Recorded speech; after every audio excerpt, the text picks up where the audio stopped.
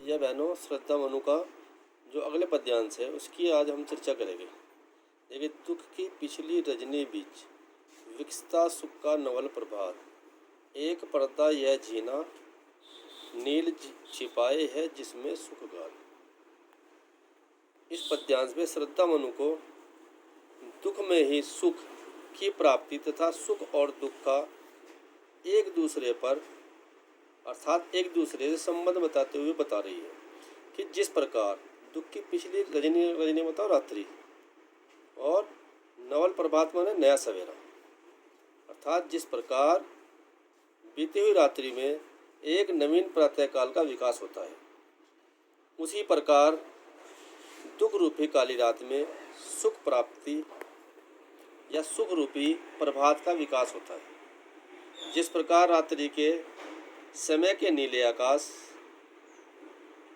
के पर्दे से प्रातःकाल झांकता है, उसी प्रकार दुख रूपी शरीर के अंदर, घात माने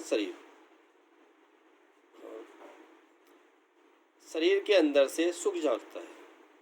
दुख से दुखी होकर उससे दूर भागता है, जबकि सुख उसी के अंदर विद्यमान है। जिसे तुम समझे हो अभिशाप, जगत की ज्वालाओं का मूल, ईश का वह रहस्य वरदान, कभी मत इसको जाओ भूल। अभिशाप का मतलब श्राप, ईश का मतलब होता है ईश्वर। और आगे जो है श्रद्धा मनु से कह रही है कि तुम जिस संसार को समस्त पीड़ाओं का उद्गम स्थल मानते हो तथा उस दुख को अमंगल का कारण मानते हो, वह वास्तव में पीड़ाओं का उद्गम और अमंगलकारी नहीं है, अपितु वह दुख तो ब्रह्मा का ऐसा वरदान का कारण मानते हो। वह वास्तव में ऐसा वरदान है जिसके रहस्य को कोई आसानी से नहीं जान सकता। श्रद्धा आगे कहती है कि दुख की इस वास्तविक दशा को हे मनु महाराज कभी जो है मत भूलो। लगे कहने मनु सहित विषाद, मधुर मारुत ये उच्छ्वास, अधिक उत्साह तरंग आबाद, उठाते मानस में से विलास, किंतु जीवन कितना निरुपाय, लिया है देख नहीं संदेह, निराशा है जिसका परिणाम, सफलता का वह कल्पित गेय। लगे कहते मनु सहित विषाद, और तब इसके श्रद्धा के कहने के पश्चात मनु जो है विषाद सहित था, दुख में भर होने के बावजूद बोले। और उनके मधुर मारुति ये उच्छ्वास, उनके जो बोल थे ऐसे लग रहे थे जैसे मधुर पवन के को चल रही हो। अधिक उत्साह तरंग आवाज, उठाते मानस में से विलास, और जिस प्रकार से अत्यधिक तरंगे जो है वह मनुष्य के मन में जो है विलास भर रही हो, किंतु जीवन कितना निरुपाय। आगे मनु महाराज कह रहे हैं कि मेरा जीवन जो है कितना निरुपाय बन चुका है, अब कोई उपाय शेष नहीं रह गया। लिया है देख नहीं संदेह, मैंने अपने जीवन को देख लिया, बहुत निरुपाय बन चुका है, इसमें कोई मुझे संदेह नहीं है। निराशा है जिसका परिणाम, सफलता का वह कल्पित गेय। कल्पित का मतलब कल्पना रूपी गेय माने घर, और निराशा है जिसका परिणाम ही निराशा है, वह सफलता का मैं जो कल्पना रूपी घर है उसको भी मैं देख चुका हूँ। अब कहा आगंतुक ने सहसने, आगंतुक कौन है? श्रद्धा है। श्रद्धा वहाँ पे आई है तो इसलिए आने वाली श्रद्धा है। तब उसने जो है श्रद्धा ने स्नेहपूर्वक कहना शुरू किया, अरे तुम इतने हुए अधीर, हार बैठे जीवन का दांव, जीतते मरकर जिसको वीर, तप नहीं केवल जीवन सत्य है, करुण यह क्षणिक दीन अवसाद, तरल आकांक्षा से है भरा, सो रहा आशा का आह्लाद।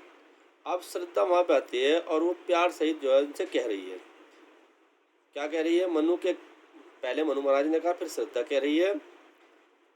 श्रद्धा ने बड़े ही स्नेह के साथ में मनु से कहा, स्नेह मतलब प्यार से कहा कि अरे तुम्हें तो लगता है कि धैर्य खो बैठे हो। मैं ऐसा महसूस कर रही हूँ कि तुम जो है धैर्य को खो बैठे हो और जीवन की ऐसी सफलता प्राप्त करने से निराश हो बैठे हो, जिससे कि शर्म करने वाले। साहसी अर्थात वीर, वीर मतलब साहसी दिया गया यहाँ पे, साहसी परिश्रम से प्राप्त कर सकते हैं। श्रद्धा फिर मनु से क्या कह रही है कि जो है श्रद्धा को मनु तपस्वी के समान दिखाई पड़ रहे हैं, और तपस्वी के रूप में देखकर आगे बोले कि तुमने जीवन का सत्य तब को स्वीकार किया है, परंतु यह सत्य नहीं है, कारण यह क्षणिक दिन अवसाद, परंतु यह सत्य नहीं। संसार में अन्य कार्य भी आवश्यक है। तुम्हारे हृदय में करुणा और दीनता का तपस्या के दीर्घकालीन प्रभाव से आई है, साथ ही आशा की किरणें विलीन हो गई है। जो आशा की किरणें हैं वह विलीन हो गई है, जिनसे कि उन्नति की अभिलाषा और प्रसन्नता भी सो गई है। अर्थात कहने का तात्पर्य है कि जीवन तो प्रगति रूपी इच्छाओं और प्रसन्नता से ओतप्रोत है। अगर प्रसन्नता नहीं रहेगी तो जीवन भी समझ लो खत्म ही है। अतः इन्हें जगाकर उत्साहपूर्ण जीवन व्यतीत करो। अब श्रद्धा ने आगे कहा है, प्रकृति के यौवन का श्रृंगार करेंगे कभी न बासी फूल। यहाँ तो मानवीकरण अलंकार है। यहाँ पे देखो श्रद्धा मनुष्य फिर कह रही है कि प्रकृति बासी फूलों से अपना श्रृंगार नहीं करती, मुरझाए फूलों से अपना श्रृंगार नहीं करती।